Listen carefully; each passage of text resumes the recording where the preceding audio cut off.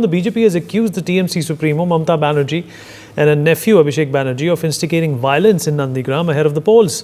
A woman BJP worker was killed in Nandigram in Purba Mednipur district, triggering large-scale protests by the BJP workers. The local BJP supporters burned tires, blocked roads and shut down shops in Nandigram. And additional police and paramilitary forces were deployed in the area to disperse mobs that set ablaze some shops and houses during this protest. Meanwhile, BJP leader Shaina NC has hit out at the TMC over the violence. Listen in. After election, whether it's a 38-year-old Rathi Rani Ari loses life because of TMC goons. Every single election, we see violence or we see murders. The TMC stays absolutely mum. You have a woman chief minister. Despite the fact that women lose lives, she has no commentary. Law and order is a state subject, but having said that, the West Bengal government has failed election after election. Whether it's panchayat elections, assembly elections or parliament elections, one has always seen bloodshed, and this is state-sponsored bloodshed. The TMC has to answer, because if it doesn't, the women voters of the country will answer and oust them on the 4th of June. Rainik, my colleague with us on the broadcast. Rainik, Bharatiya Janata party दोबारा से निशाना साधती हुई तृणमूल कांग्रेस पर एक और चुनाव, एक और मृत्यु।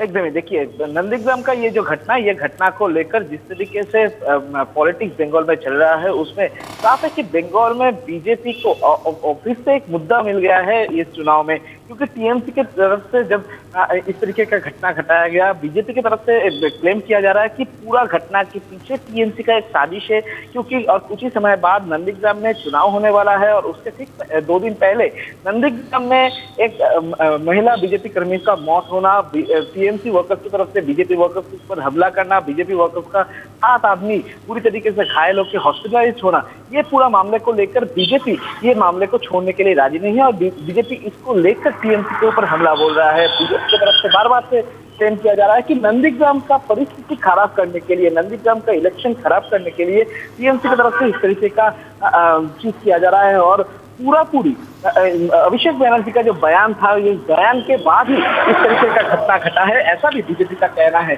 यानी बोल सकते हैं कि चुनाव का माहौल में एक तरफ जब नंदीग्राम में चुनाव होने वाला है, उसी सिचुएशन में बीजेपी की तरफ से नंदीग्राम का ये जो इशू को फिर से एक बार टीएमसी के खिलाफ पॉलिटिकल लड़ाई करने के लिए सामने ले आया जा रहा है और इसको बीजेपी की तरफ से इस्तेमाल भी किया जा रहा है। मगर नंदीग्राम का सिचुएशन कंट्रोल करने के लिए इलेक्शन कमीशन की तरफ से सेंट्रल फोर्स को उधर डिप्लॉय कर दिया गया है। सेंट्रल फोर्स की तरफ से उनका उस एरिया का जो रूट मार्च भी किया जा रहा है। एरिया डोमिनेशन का काम भी सेंट्रल फोर्स की तरफ से किया जा रहा है और पुलिस को भी इंस्ट्रक्शन दिया गया है कि पूरा जो जगह है, वो जगह का सिक्योरिटी जो है आउटसाइड ऑफ एरिया, उस एरिया का जो सिक्योरिटी को इंश्योर किया जाए, इलेक्शन कमीशन की तरफ से ये भी कहा गया है। दूसरी तरफ अगर देखा जाए, पूरा मामले को लेकर इलेक्शन कमीशन की तरफ से डिस्ट्रिक्ट मजिस्ट्रेट के पास से रिपोर्ट भी मांगा गया है और इलेक्शन कमीशन पूरा नजर देने के वजह है कि नंदीग्राम में जब चुनाव होगा उसी टाइम में किसी भी तरीके का हादसा ना हो, किसी भी तरीके का